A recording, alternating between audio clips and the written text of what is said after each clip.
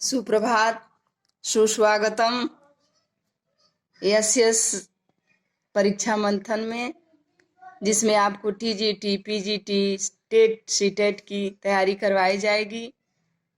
और यकीन मानिए उसी तरीके से तैयारी होगी कि पहली बार में ही इस परीक्षा को पास किया जाए। बड़ी मेहनत और लगन से हम लोग इसमें लगेंगे, आप भी और हम भी।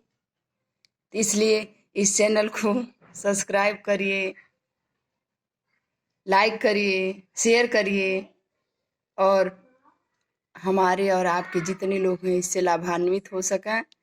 तो आज हम लोग हिंदी साहित्य के इतिहास के बारे में जानेंगे कि हिंदी साहित्य का इतिहास है क्या है, आखिर हिंदी क्या है, इसके बारे में पहले जानना जरूरी है। तो हिंदी साहित्य के इतिहास को 4 भागों में बांटा गया। हम आदिकाल आपके सामने खोल के रखे हैं, आदिकाल के बारे में ही पढ़ा जाएगा, ठीक है। लेकिन पहले हम ये जान लें कि हिंदी साहित्य के इतिहास को कितने भागों में बांटा गया है। तो मैं आपको मौखिक रूप से बताना चाहूंगी कि हिंदी साहित्य के इतिहास को 4 भागों में बांटा गया है। पहला आपका आदिकाल है, दूसरा आपका पूर्व मध्यकाल है, तीसरा आपका उत्तर मध्यकाल है और चौथा आपका गद्यकाल है। चारों कालों का हम लोग विस्तृत अध्ययन करेंगे। आदिकाल को आचार्य रामचंद्र शुक्ल ने वीर गाथा काल भी कहा है। तो क्यों कहा वीर गाथा काल, कैसे इसका नाम पड़ गया, ये भी हम जानेंगे। और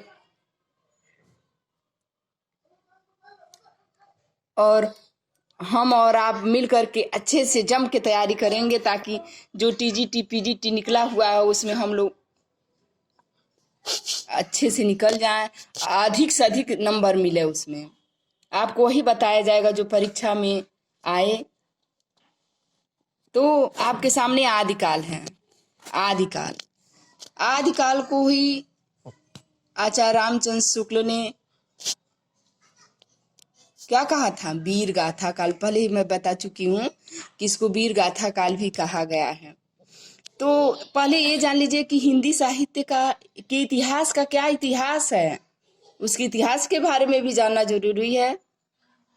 तो मैं आपको बताऊंगी कि सबसे पहले सूत्रबद्ध रूप में करने का प्रयास गारसा दत्तासी ने किया था, और उन्होंने अपने पुस्तक का नाम इस्तवार द लिटरेचर इंदुई ए हिंदुस्तानी नामक इंदुई और हिंदुस्तानी का इतिहास फ्रांसीसी भाषा में लिखा था, फ्रेंच भाषा में।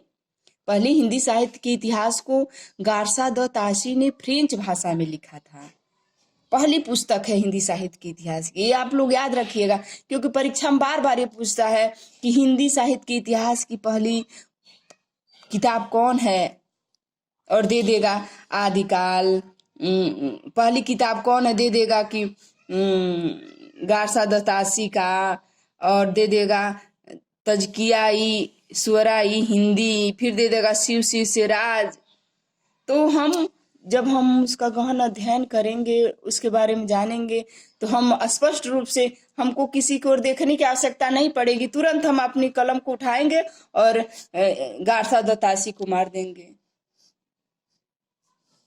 तो हिंदी साहित्य के इतिहास के पहले लेखक गारसा दत्तासी हैं, और उनकी पहली हिंदी साहित्य के इतिहास की पहली रचना है इस्तवार द लिटरेचर इंदुई ए हिंदुस्तानी, और वो फ्रेंच भाषा में लिखा हुआ है।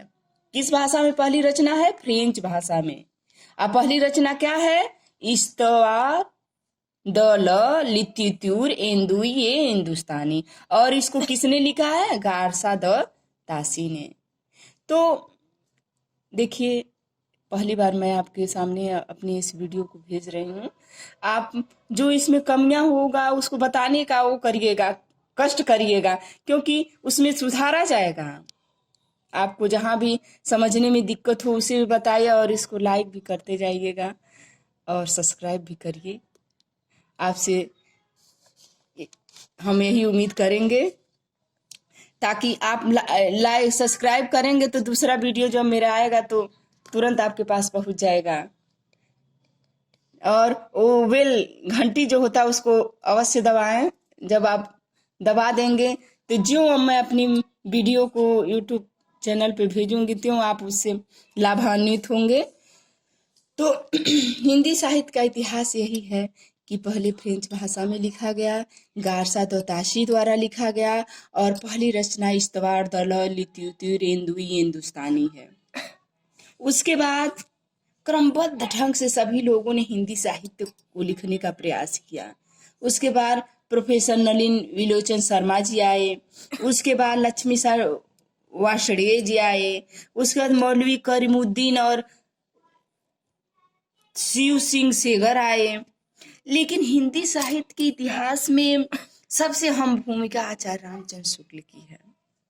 आचार्य रामचंद्र शुक्ल ने हिंदी साहित्य के इतिहास को क्रमबद्ध ढंग से लिखने का प्रयास किया और वह हिंदी साहित्य के इतिहास को अच्छे से लिखा और उसी रचना को हमारे इतिहास में प्रमुखता से लिया जाता है, क्योंकि बहुत लोगों ने लिखा, जैसे राम कुमार वर्मा हुए, शिव सिंह सेगर हुए, हजारी प्रसाद द्विवेदी हुए, सबकी रचनाओं को पढ़ा जाता है, लेकिन अधिकतर आचार्य रामचंद्र शुक्ल के संग्रहों को अहमियत दिया गया है। तो देख लीजिए हिंदी साहित्य इतिहास के अन्य कौन और से प्रमुख ग्रंथ हैं। हिंदी भाषा और साहित्य का इतिहास, हिंदी भाषा और साहित्य का इतिहास आचार्य चतुरसेन शास्त्री जी ने लिखा है। हिंदी साहित्य का उद्भव और विकास दे देता है कि हिंदी साहित्य का उद्भव और विकास किसने लिखा है। आचार्य रामचंद्र शुक्ल का नाम दे देगा, अज्ञे का नाम दे देगा, हजारी प्रसाद द्विवेदी का नाम दे देगा। तो अगर हम पढ़े रहेंगे तो तुरंत उसमें ट्रिक लगा देंगे ना, डॉक्टर हजारी प्रसाद द्विवेदी। तो हिंदी साहित्य उद्भव और विकास किसने लिखा है? डॉक्टर हजारी प्रसाद द्विवेदी जी ने। हिंदी साहित्य का वैज्ञानिक इतिहास डॉक्टर गणपत चंद्र गुप्त ने लिखा है। ये जान लीजिए पीजीटी और टीजीटी में आदिकाल से अधिक प्रश्न पूछे जाते हैं, तो हम लोग आदिकाल को प्रमुखता से पढ़ें और उसको अच्छे से पढ़ें।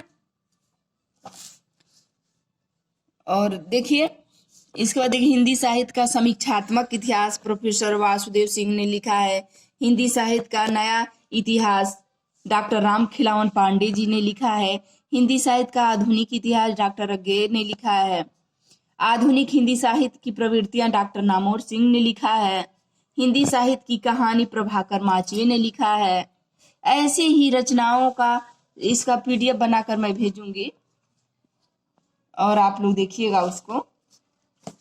तो मैं बताना चाहूंगी कि हिंदी साहित्य की इतिहास के नामकरण को लेकर बड़ा विवादास्पद स्थिति रही है, लेकिन आचार्य रामचंद्र शुक्ल ने हिंदी साहित्य के इतिहास को 4 भागों में बांट दिया है। इन्होंने कहा कि हिंदी साहित्य के इतिहास को 4 भागों में बांटा जाए और उन्होंने 4 भागों में बांटा इसको। तो पहले भाग का नाम आदिकाल दे दिया, दूसरे को भक्ति काल, तीसरे को रीतिकाल और चौथे को आधुनिक काल दे दिया गया। ठीक है, तो आदिकाल को वीर गाथा काल भी कहा गया। आदिकाल को वीर गाथा काल कहा गया और आधुनिक काल को गद्य काल कहा गया। तो आज आपके सामने मैं इतना ही बताऊंगी, अगली बार इसके आगे का बताया जाएगा। प्लीज इसको लाइक करिए, सब्सक्राइब करिए, शेयर करिए और घंटी जरूर दबाइए। धन्यवाद।